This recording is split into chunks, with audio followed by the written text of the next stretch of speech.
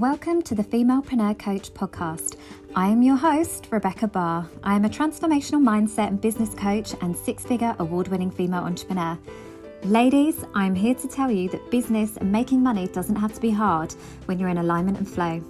Inside this podcast, I will be showing you how to transform your mindset to program it for success, how to maximize your money vibrations, and how to redesign your business for ultimate financial and time freedom. You know you are meant to live an epic life. Now it's time to claim it.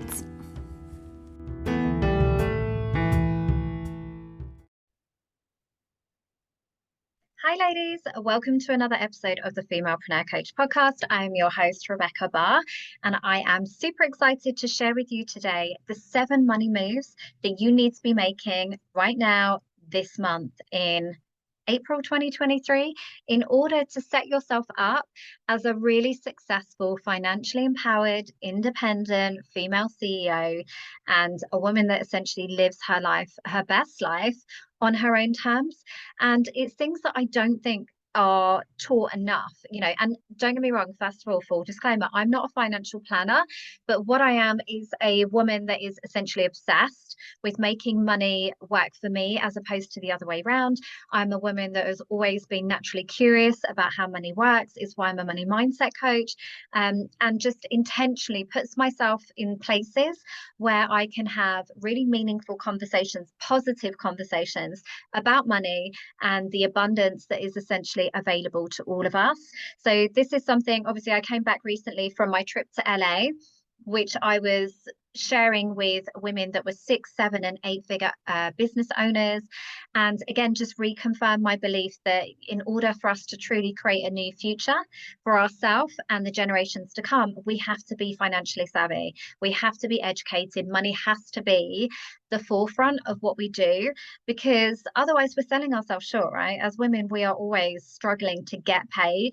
And I'm not going to say our worth, because I don't believe that our self-worth has any direct link or attachment to the amount of money that we bring into our business or that we receive. But we need to essentially, really start to expect more, demand more, claim more, because money is a conduit, right? It's not about the money. It's about what that money affords us to do physically, emotionally, spiritually, mentally, like all of the things. When a woman is truly financially empowered, she makes a whole different set of decisions. She acts with a whole new level of boundaries. She is more in integrity with who she is. She's able to amplify her passion. She's able to change the world at a really high level. She's able to employ teams that work in ways that feel in integrity to her. She's able to pursue her passions. She's able to pay it forward and support other people. And we just do better things with our money as well. So essentially, this is why I do the work that I do as a money mindset coach. And what I wanted to do today was create a really short episode, which was just expanding on an Instagram post that I did recently, because I think, like I say, when women come to work with me, what I'm always, or not really even surprised about anymore, particularly at the beginning of their journey, is the lack of awareness that they have around money. What's coming in, where it's going, how to make it work for them and not the other way around. And it's because we're just not taught this in school. These kind of conversations are typically left to men. Good girls don't, put themselves forward and focus on money. If you're a heart-led entrepreneur, you need to be focusing solely on being in service to your clients.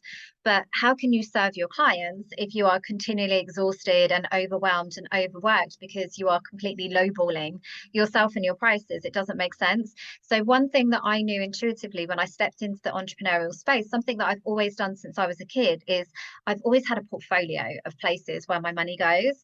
Intuitively, I did that even before I read any sort of money mindset book.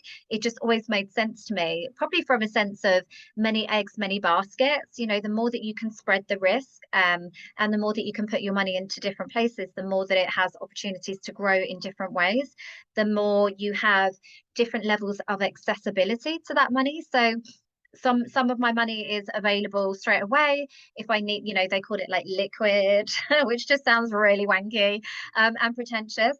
But if I needed it, it's there. And I read a book by Susie Ormond, actually, at a really young age, that said that you need essentially like doomsday preppers. And I think this is an army term, but you need like a bug out bag type thing. I used to have an ex that was in the army and he used to refer to having a bug out bag. It's like if you had to leave, or like COVID and stuff, you know, when the world stopped for 5 minutes, people that had that emergency fund, that money somewhere that is completely negated, like they completely forget about it. They've got it somewhere super safe. They literally act like it's not there. But if anything were to happen, the worst were to happen, they would have that money available. That's what that fund would be. And I think she suggested around like $10,000. Like you needed to have, you know, be able to access that money at any point if the worst were to happen. That's when you know that you're truly like, okay. Because as I've said before, what I find with a lot of clients and the reality of today's situation is that even if women have, you know, are making six figures in their business, it doesn't mean that they actually have any money, you know. The reality is six figures doesn't go very far these days. Once you take into account taxes and expenses and teams and all the things, the level of disposable and accessible cash is actually very small. So it's surprising actually how little it goes. So really we all need to be obviously aiming for much higher and bigger numbers to have that sense of spaciousness in our business, to allow for the ebbs and flows without the state of panic and fear. And part of that comes from having that emergency fund. So that's something that I always recommend for women to just have like as a goal. Haven't always had it, and I've definitely been in situations that weren't in my highest good for that reason, because I didn't have that money, because I had prioritized short-term pleasure for long-term safety. And I now have learned that lesson the hard way, and always make sure that I have a certain amount of money, whatever that is to you, that if I were to be sick, particularly as a woman that is accountable for and responsible for 5 young children and living in London and having lots of expenses, you know, it's still just little old me that runs my business. I am the face of the business. I do have a team, but a very small team. When I'm sick, inevitably things drop. So I've had to, or used to be the case anyway, and that's certainly why now when I work with women, that's the first thing that I do. Is like, how can we scale you out of your business? How can we make sure that there is enough spaciousness around you that you don't have to be on all the time, that you've got your certain touch points, that you've got your things that move the needle forwards, move the business forward, you've got money, you know, you're good. Like, you're good. You can afford to take a few weeks off. You can afford to, you know, come into the space when you want to be there and retreat when you want to retreat. Part of that is having that fun. So I would definitely say, just as a not even one of the 7 money moves, but actually maybe that should be, maybe that's number 8. You always need to have that emergency fund of money that if you needed to take it out, it was available. So it could also be from a place of investments, you know, so you can move on investments and opportunities that come to you. Having that money is a game changer, because it means you never have to say no to the things that you want to say no to. So moving into the money moves though, the first thing I do when I work with my clients is we look at their money and energetic leaks in their business. So money leaks could be things that they're paying for that don't feel good. They're doing it from a place of like, oh, but I should, rather than I want to. So the energy is already off that's attached to that investment. Maybe it's something that, you know, they've been meaning to cancel but they haven't. You know, you need to get smart with your money. It's not always about how much is coming in, it's about what you do with it once you've got it. And part of that is making sure that you're not wasting it. I don't mind, I will say to my kids, I don't mind spending money, but I absolutely hate wasting it. So if I can get something cheaper, I'm going to get something cheaper. You know, I know other people think in different ways, and they're like, oh, I don't care. I don't care if I've lost 20, 30 pounds on that thing, even hundreds of pounds on that thing, because I know there's always going to be more. And there is an element of that. But I think for me, as quite a controlling person, I always like to make sure that my money is going to really and paying it out with intention, with purpose, with love, with gratitude, because I'm intentional about where it's going, which means that I am always reviewing it. I'm in my bank accounts daily, because I always want to make sure that there isn't anything sneaking past me. And there's definitely been times in my life and business where I've got busy and not realized, particularly when I had like multiple businesses, had a baby, like I wasn't keeping as close an eye on what was coming and going out of the bank account. And I realized I was paying for so many things that I didn't need. That was me almost like throwing it back in the universe's face that I don't care, because I'm not paying attention to it. And obviously energy flows where focus goes, and then inevitably that's when unexpected bills start coming up for you. So if you don't look after your money, it's going to look for attention from somewhere else. And equally, your energy is an asset and a resource as well. So if you are wasting time doing all the things and moving away from income producing activities in your business where you could actually be making money, actually moving your business forwards, then that is actually costing you money. So a lot of the time when I work with women, the biggest struggle that they have is receiving. It's receiving support, investing in their next level of supporting the business, i.e. a VA or a social media manager, and they're scared around doing that. And I get that. It can be a lot, but that is part of the embodiment piece for me, stepping into that CEO role. It's about saying, you know, with the intention that you are scaling, you are ready for that next level. You need to be supported. There is no 6, 7, 8-figure CEO that is doing it all by themselves. And if they are, they're probably exhausted, or they're charging really crazy prices, because not crazy prices, but really high ticket prices, because the reality is you can't do all the things. And even if they are, then they are still missing opportunities to create even more. You know, imagine if they were able to do that by themselves, if they were then supported, how much more that they could do. That's what I always think of, like, does it make sense for me to be doing this? And this is at home as well as in your business. So, you know, we all need support at home as well. And that will be, because otherwise, if we're doing all the things and not receiving any support or help, and probably not the right things that don't necessarily need to be us personally, it's going to be costing us energetically. That then means we don't have enough time and energy for our business. The second thing is operate a profit first approach in your business. Divide your income into multiple bank accounts and categorize it as soon as it comes in. So a good rule of thumb is like, the money, whatever money comes in, like literally divide it in half. 50% off can go towards like taxes and all the things, and then the other 50 is like, you know, for you and your expenses. That's always a good rule of thumb, just as a broad thing. And I think it's about, almost sometimes we have unrealistic expectations of what we actually can live on. And women are more likely to live in poverty in the UK than men, which is quite alarming to me, because we are also typically the ones that are looking after children. And it's because we are just so used to being resourceful and living on the scraps of life that, you know, my mum particularly used to make like £10 last a week if that's all we had. And she was amazing for doing that. You know, we didn't really even feel it as kids, but almost to her detriment, because there could have been opportunities to perhaps thought bigger, taken action quicker, if she hadn't been so resourceful, asked for help sooner, if she hadn't been so resourceful with her money. But because she was just so used to having nothing, then that's all she ever got. Like, she never raised her bar or her expectations. She never claimed any more. She never tried to get any more. She just always expected it's always going to be rubbish, and this is just how it is. And the universe will mirror back to you what you believe is fundamentally true for you and what is possible for you.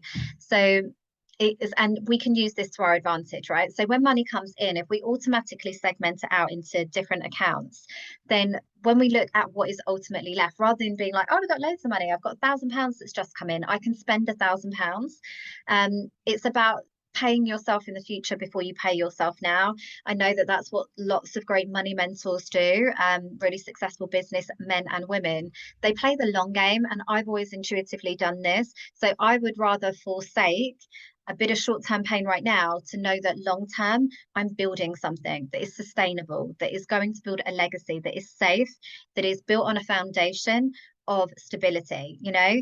And it's something that people often miss. But knowing, even when things look, you're having a crappy month or things aren't working out, knowing that you've got that other stuff in the background that's propping you up really helps you to stay empowered, stay positive, know that you are building a future that is going to pay you in the future. That is always something that's really good. But also, I had a business where literally everything that came in, everyone else got paid before I did. You know, the staff got paid first, the expenses got paid second, and then I got paid like whatever scraps were left. How is that sustainable? You know, if I hadn't have been tied into a business lease, I probably would have not wanted to do that business. And I was certainly miserable for a lot of it for that reason, because I just wasn't seeing the money left over. I wasn't being realistic with what it cost to run that business. And equally, I was being overly optimistic and like reinvesting to the point where it was at my own personal detriment. You know, my staff were taking holidays, but I wasn't.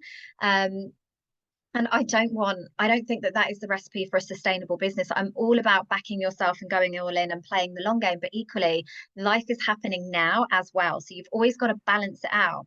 So otherwise, it won't be sustainable and it will be miserable. And it's why women, I believe, have the highest open rate of businesses, is because we are just running ourselves into the ground, pouring from an empty cup and surviving on scraps. I think men are much more inspired to take bolder, quicker, more divisive, like earth-shattering action, because they won't ever go into that level of, God, I've got like £10 to last the week. You know, they will never let themselves get to that point before they will make tough decisions, before they will put themselves out into uncomfortable situations and hustle essentially if they need to. Not that I believe that we need to, but you know, they'll take that bolder action before a woman will. And you can tell me if you disagree on that, but that is my experience. The next thing is to make sure that you are starting to invest in a portfolio, whatever that looks like for you, and finding smart ways to leverage your income so that your money works for you and not the other way around. Because the reality is there's never been so easy to do that. There are so many apps available. There's so much free advice on the internet. Because everybody's portfolio will look different to them. So I'm not going to be here and, you know, I can share with you what I do, but it might not, what's right for me might not, probably won't be what's right for you. But I think it's about making that a priority to find out what does work for you, because there's no excuse. Like, genuinely, there has never been a better time to start leveraging your time and energy and money to make it start working for you. To get out of those feast and famine cycles in your business, and to get out of the corporate mindset that you need to work for your money all the time. It really is the only way that you can scale and you can truly get to that place of financial freedom, which is obviously what we all want, right? Where you no longer have to work, but your money still comes in. And that's where you need to start taking ownership and responsibility for your money and start to invest. And if you don't know, you better get to know. It's like making it a priority to speak to the right people. Who is it that you need to speak to right now in order to create an investment portfolio that works for you in line with your goals, your level of risk, your ambitions, your income, like, you know, your anticipated returns. Like, go and find out that information, make it a priority. Don't wait. It always baffles me when I speak to people. You know, I've got everything from, I had a pension at 18. I've always had life insurance, health insurance. Like, these are non-negotiables for me. I am never going to be without. My children have got like stocks and shares and their own investment portfolios, because that to me is just part of who we need to be. That needs to be part of our outgoings. It's not a nice to, not when I've got more money. Like, that needs, otherwise you've never got a solid foundation. You know, you're only as good as the money that you just brought in yesterday. And that's a really scary place to be, because life will happen. You know, this isn't to scaremonger people, but something is always going to come up. It's inevitable. So we need to account for it. Stop being unrealistic and thinking like nothing can ever go bad. Nothing's ever going to go wrong. I'm going to live every penny paycheck to paycheck. It's about starting to intentionally build in some space, even if it is a couple of pounds, you know, a couple of dollars or whatever. Like, over time, that will compound to something more. You can forsake something that is a couple of dollars now so that it can compound and be allowed to grow and expand and, you know, have energy and momentum around it so that it can then pay for you in the future.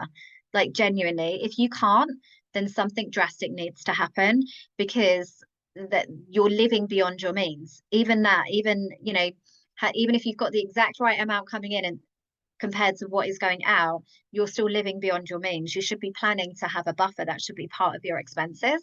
The next thing is, particularly if you're a business owner, making sure that you have additional revenue streams. So I had 22, but I actually think it was close to 27 last year. I am always looking for ways to monetize what I'm already doing. It's one of the why I am the queen of leverage. If I'm going to create a bit of content, or I'm going to create a resource, like, how can this could now be packaged up to include additional revenue streams? If I'm going to record a podcast, how can I monetize it? Because ultimately, the more energy that I'm expending, the more that it then can come back to me. So I'm happy to do the things. I'm happy to work hard. I probably work harder than most people realize. But it's about, if I'm going to put it out there, I want to know that it's coming back. You know, I believe that money is a cycle, it's energy. So I've got to make sure that I'm always looking for opportunities to monetize what I'm doing and to leverage it. If these are the kind of strategies, by the way, that you're interested in, then I would love to invite you to join me for my free workshop on the 18th of April. If you're listening before that day, I'm doing a half-day workshop that's really going to go into detail about the strategies that I use to leverage my time, my energy, and my money, so that I can essentially have these ebbs and flows in my business where I've got these minimal touch points and I have that really expansive feeling of freedom in my business that a lot of us crave but don't have, because my intention is to take off the summer with my kids this year. So again, I'm not going to wait till the month before and be like, I got to make a shit ton of money or I can't have the summer off. I'm going to be planning for that now, and building my business in a way that it's always got that sense of spaciousness. So if I feel inspired to take time off, I can. If an opportunity comes up for me and I get to do something else, I can. And so that I can intentionally plan in these times in my year where I can take time off if I want to. So I would love for you to join me on that. I'll put the details on the show notes and on the YouTube comments. You should always, as a smart businesswoman, have semi-passive income streams regardless, because not everybody is going to be able to invest in your high ticket programs, and you always need a downsell option. Never leave money on the table, ladies. Always give somebody an option to work with you, even if it's free content and you get them onto your email list. Like, never lose a lead. We never want to build our business with a leaky bucket. We've always got to make sure that we're intentionally moving people on a journey from one place to the next. The next thing is obviously researching smart investment opportunities, and sit at the table where these are the common topics of conversation. So obviously I've just come back from LA, sitting with 6, 7 and 8 figure business owners. It was all conversations about money and about how they were leveraging their time, how they were scaling their businesses. And this is why masterminds are so powerful. It's not always about the host even, or the person that's facilitating the mastermind. It's about the communities and containers that they create and the women that then gravitate towards those people. So obviously this is why we talk very openly about money. We normalize unrealistic expectations of income. We normalize unrealistic success, because the more that I can be that leader within my own community, the more that then that ripples out to their clients, to their communities, to their families, to their their all of their sort of things, the people that they then touch.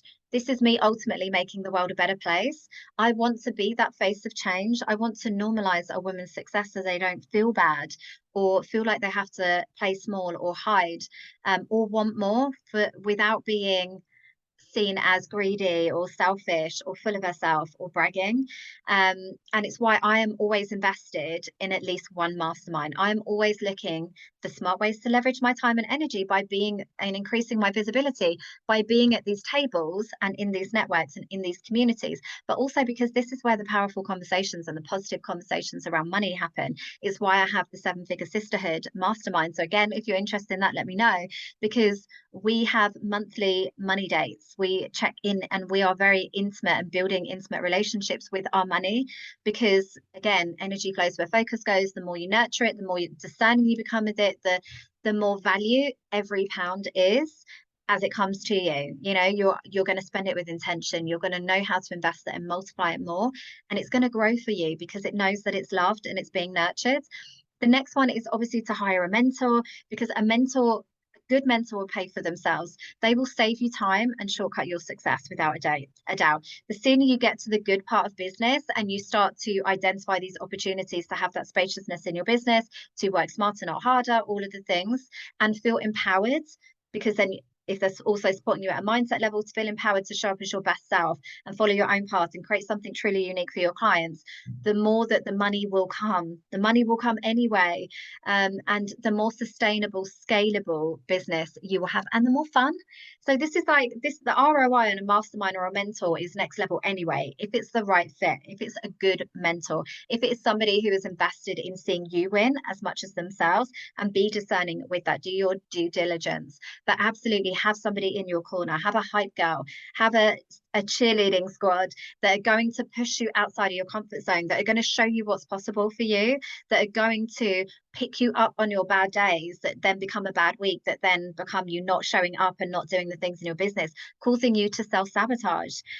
So we're all intelligent women, but we can sometimes be our own worst enemies. If we've got toxic self-sabotaging cycles that mean that we earn money, but then we don't feel worthy of money, and then we give away money, or then we don't do the things that we know are going to get us money, then this is why you need to be supported, and you need to have that framework and that system in place to make sure that you're not doing that, not leaving money on the table, you're not sabotaging your own success. And then the last thing is obviously making sure that you never rely on one launch method for your product. So this again is super masculine, but always making sure when you're building out your business plans that you've always got a killer evergreen strategy so that you are available to receive money every single day of the week in your business, but you've also got maybe live elements or fun elements, events, like all of the things that are going to complement that alongside so that you can get those cash injections as well.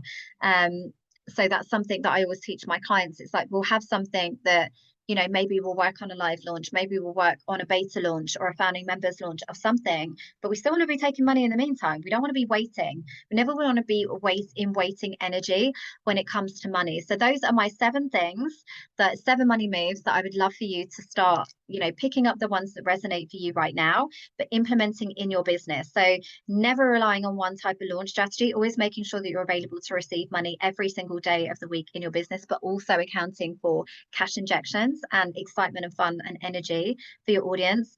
Obviously hiring a mentor and making sure that you're never leaving money on the table. You are always operating at your best self. Research smart investment opportunities and being in the right rooms where these are the kind of conversations that are happening daily.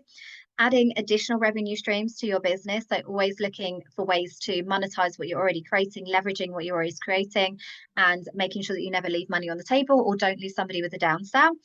Start an investment portfolio, whatever that looks like for you, even if it is just small, amounts of money that incrementally will build up over time in a stocks and shares portfolio, will pay you dividends in the future. Operating a profit first approach in your business so that you can have sustainable and scalable success, so that you can almost trick yourself with how much money you've got available, so that you're not overly reinvesting, but you're also not selling yourself short and blocking your business growth by not having any funds to reinvest in your business. You're also making sure that you're getting paid so that you can be sustainable as well in your business. And then first and foremost, making sure that you're always fixing your money leaks and energy leaks as well, and being intentional with where that is all going, so that you can, just make sure that you get the biggest bang for your buck always, and money is never being wasted or taken for granted.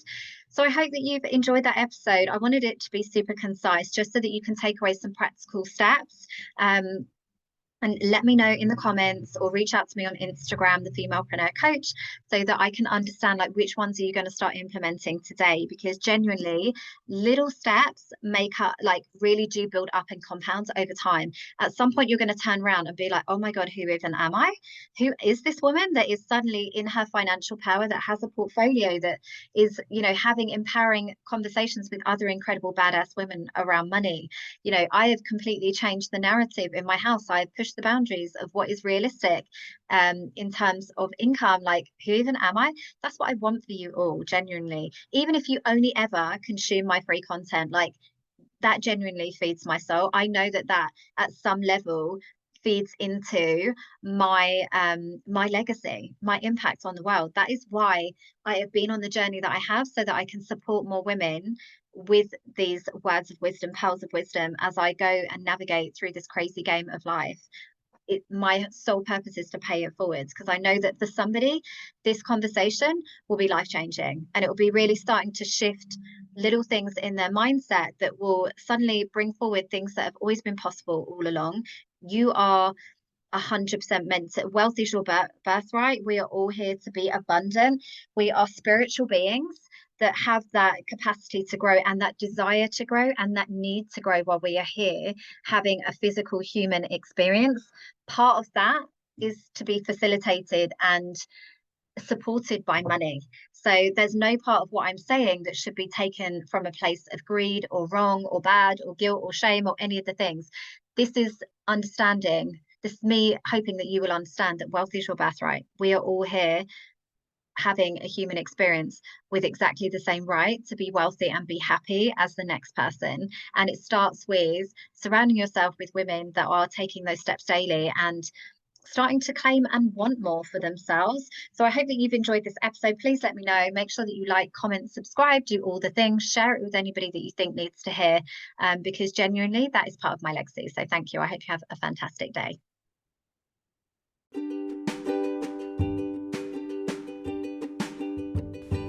Thank you for listening to this episode. It's been amazing to share this time with you, and I feel honoured to be part of your journey. If you've loved what you've heard, had an aha moment, or found value in this episode, then please do like, comment and share. I would love to connect with you on Instagram and Facebook, so come and find me, and I look forward to helping you build your epic life.